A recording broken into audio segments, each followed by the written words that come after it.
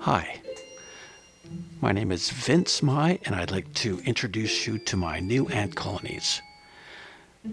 I got them over Christmas, and they are both Camponotus, meaning carpenter ants. And what I'd like to do is film them. This particular colony you're looking at is the Camponotus herculaneus. They're on the bottom, and the top ones are the Camponotus noviboricensis, also known as the New York carpenter ant. It's got a lot of condensation in there, and they're both in hibernation, so I just check on them once in a while. Because of the condensation, I decided to move the New York carpenter ants to a larger setup.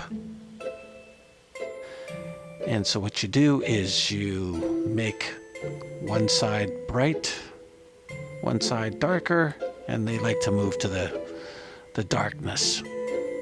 And there the queen goes, and now they're in their new setup. And the nenitic, which is the first baby ants, are there checking things out. Okay, here's a nenitic feeding on honey sugar water.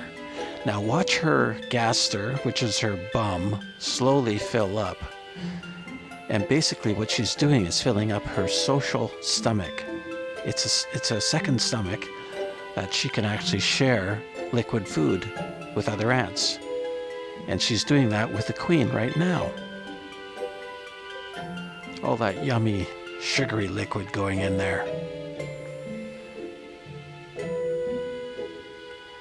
And the queen, she's like still in that position. I don't know why, but you can see the droplet of the honey water on her mouth parts. All right, let's take a look at the new formicarium that I will be moving them to. This is the outworld.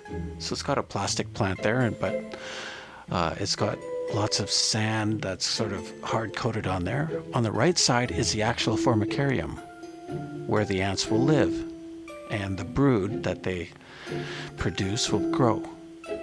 And the outworld is where the food is, and they'll go and collect it and probably bring it back to the formicarium. All right, this is the Camponotus herculaneus, and it's a much larger colony, and you'll notice that big pile of yellow stuff, that's larva, which is dormant because they're in hibernation right now. When I bring them out and warm them up in the springtime, they will experience a big growth spurt. And then these workers, which are also nenitics, the first generation, they're very small. They will actually have to go and forage and bring back hopefully high protein food for the larvae to eat and therefore develop.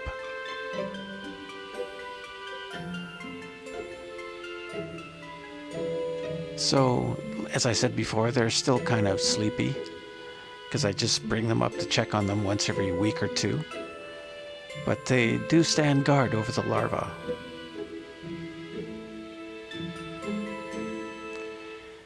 And there's the queen, herculaneus. She's a real beauty.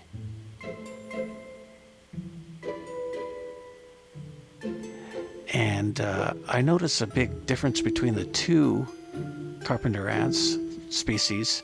This one has more hair on her gaster and more of a rough look to it. The other one, the New York carpenter ant, has a much shinier gaster. But they're both beautiful if you ask me. And fascinating creatures. I highly recommend keeping ants. I'm really enjoying it. Please subscribe, and we'll see you next time.